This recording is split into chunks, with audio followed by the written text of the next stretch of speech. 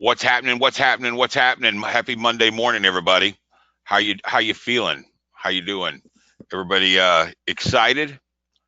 Getting close to Christmas. Um, it never fails every year. I always get kind of bah humbug, right? Because I mean, Christmas obviously slows down production and business, right? So Thanksgiving like is a speed bump, and then Christmas is a roadblock, right? So it always slows me down a little bit, but it's okay. It's a chance to reflect and always make yourself what you want to start next year. What's the big change you're going to do? What are you going to do different, right? So I want to not wait until after the first of the year. Let's go ahead and start thinking about what we're going to do a little different right now, right? And get active and get ready for it, right? So I want to talk to you a little bit about I'm over here and I guess I might be doing, and I don't know, we're negotiating something. They want me to do a 2-hour show every day for 93.1 FM outside of Nashville. And I don't mind doing it. It's going to be talk radio, and I'll probably talk about some business, strictly business type stuff, or mindset maybe or something. But the thing is that you know, uh, I get to hear, like, when we're doing radio, when you do the radio shows, if you introduce a song or anything, you do a lot of history and stuff, right? And you do a lot of research on this stuff before you announce it, and it creates good content. Well, looking into there, looking into like some of the stuff, I mean, we see some really neat stuff about music, right? And it takes more than talent. It takes more than good looks. It actually takes hard work. And guess what else it takes?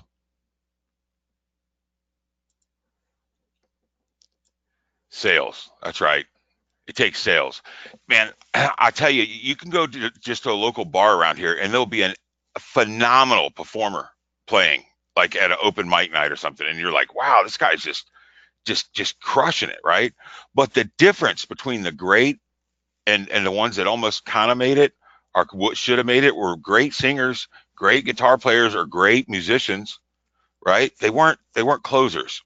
You ever watch The Voice? How many think Adam Levine's a closer? That guy's he's sharp as a tack. Him and Blake Shelton both are very sharp. They sold themselves, right?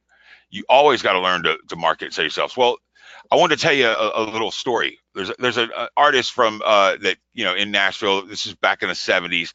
His name was David Allan Coe. You might remember he sang a song called uh, no uh, he did a song called "The Ride," which was pretty popular. But "You Never Even Call Me by My Name" was one of his real popular ones. And then he did a remake of the Mona Lisa "Never Smiles" song that I forgot which Tammy, one of the girls, sang it, right? But man, this guy was just relentless. I mean, he came out with like anything under the sun that he could do. I mean, he spent time in prison. I mean, the guy was just an outlaw, right? And he even did a album right with Dimebag Darrell before Dimebag Darrell got killed. If any of y'all know him from Pantera, right? And it was called Rebels Meet Outlaws or something like that. So the guy's out of the box. Let's just say it, probably freaking crazy, to be honest with you, right? A little nutty, right? But here's one thing that I wanted to share with you about him that I thought was pretty neat. So his songs were coming out, and you'll notice that, like, the "You Never Even Called Me by My Name" peaked at 8. "She Used to Love Me a Lot," 11. He had some, those were hits, but those weren't top 10. One top 10, and he got off on the bubble there with the other one, right? And he actually had 30 that hit the charts of the top 100. But man, none of them were just crushers, right? So this guy is probably kicking himself, going, "What's going on?" He came out with like an album that was like all profanity and pretty much just outright bigotry, racist type album, that you had to buy in the back of Easy Rider magazine. He was doing about anything he could to try and set himself apart or to be disruptive, right? Well, there was a song that he came out with called "The Ride."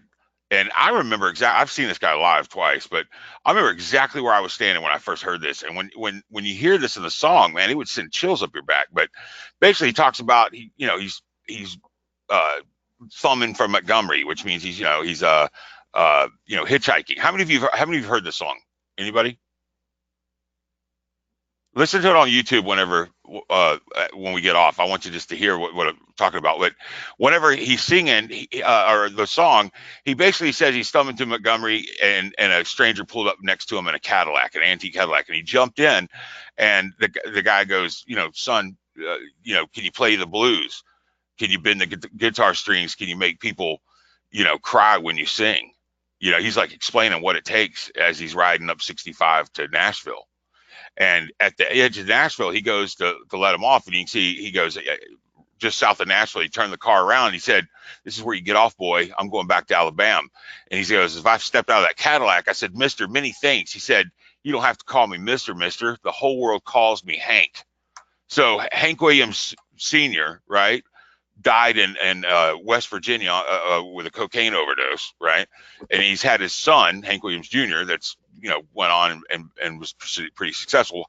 However, Senior was like one of the original country stars, right? So come to find out, if Hank's dead and the guy inside the car, was Ghost White Pale, and he was Hank, that was the ghost of Hank Williams that gave him a ride to Nashville. Right. So, I mean, it just put chills up your spine. Right. And this is old Hank Williams here. Right.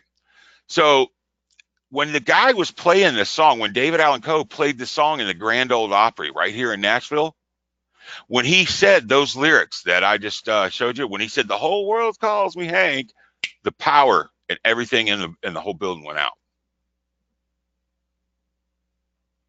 People freaked out. Right. That means Hank was in the building where he played so many times and killed the power. The ghost of Hank killed the deal. He's like part of the song. Now, whether that was the ghost of Hank or not, or if it was great marketing, right? This guy went off and really, you used it up. He got a lot of, see Hank in the background looking at him. He got a lot of attention. They wrote up articles. It was in every newspaper. Everybody thought the ghost of Hank Williams came through the Grand Ole Opry. And even that, he came out when it was David Allan Coe singing the song about riding with the ghost of Hank, taking him to Nashville, right? So the cool thing is that on the Billboard charts, the ride hit number 4. He finally got him a top 10. Now, that's either the coolest story you ever heard or one of the most in-tuned marketing disruption pitches, which is what it probably was. Okay. Now, I don't know for sure. It could have been the ghost, whatever you want to believe. But I think he did a damn good job finally getting himself a top 10. It takes disruption and it takes effort.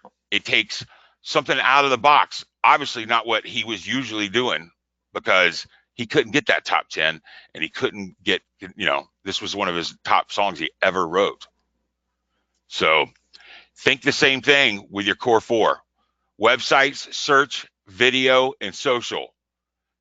If you can't fulfill them, we can. I'm ready to go.